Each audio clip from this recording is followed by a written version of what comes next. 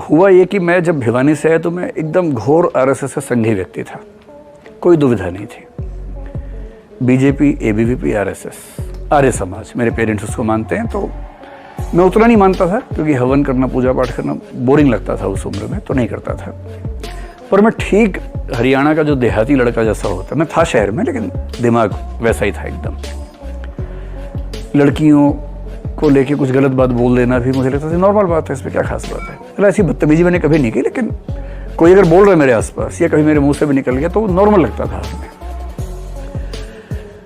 ये सारा खेल हुआ पढ़ाई के साथ, जब सीरियसली पढ़ना शुरू किया। सबसे पहले डीयू में जाकिर हुसैन कॉलेज में आने से क्या हुआ कि पहली बार मुझे मुसलमान लोग देखने को मिले कैसे होते हैं। हमारे पूरे स्कूल में 2000 बच्चों में एक मुस्लिम बच्चा था, वो भी तब आया जब मैं 11वीं क्लास में था।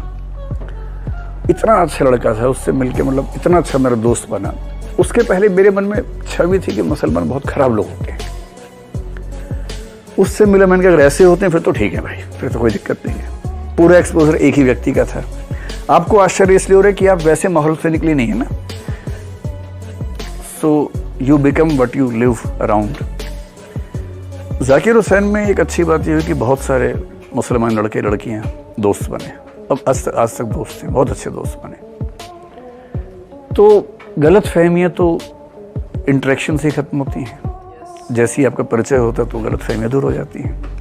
उन्हें भी हमारे बारे में होती होंगी, हमें भी उनके बारे में होती थी। और मैं जाकिर हुसैन में 90 से 93 तक था, और 92 में अयोध्या वाला मामला था, मंडल, अगले साल अयोध्या। और मैं आरएसएस की लॉबी से था, मैं मंदिर का समर्थक था बहुत बड़ा। मैं कार सेवा में जाने वाला था, जा नहीं पाया था।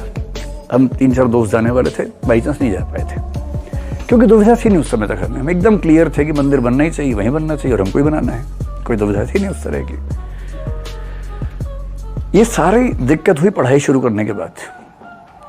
पढ़ाई ना करो तो कोई दिक्कत है ही नहीं जीवन में। एकदम दिमाग ठिकाने रहता है, एक रास्ते पर चलता है। इससे जब मुझे कोई कहता ना कि सांप्रदायिकता, जातिवाद, इसका एक ही सॉल्यूशन है, पढ़ा दो बस।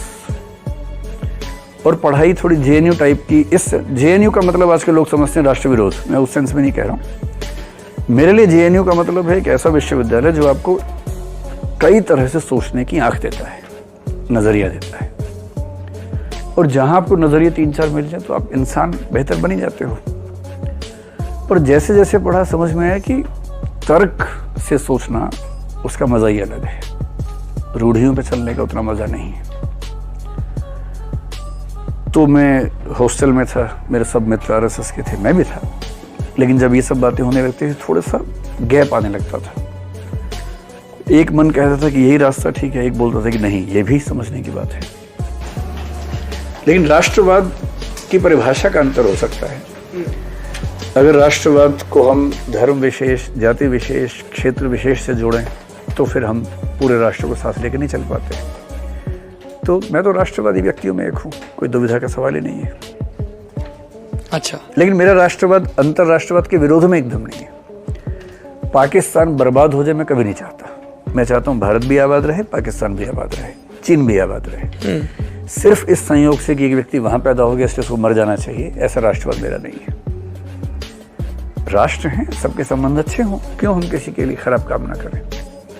अगर वहां की सेना गड़बड़ करती है तो हमारी सेना उससे लड़ेगी, सीधी सी बात है। हम अपनी सेना के साथ खड़े हैं। लेकिन मैं बिना बात के ये काम ना करूं कि सारे पाकिस्तानी मर जाएं, क्यों ऐसी काम ना करूं।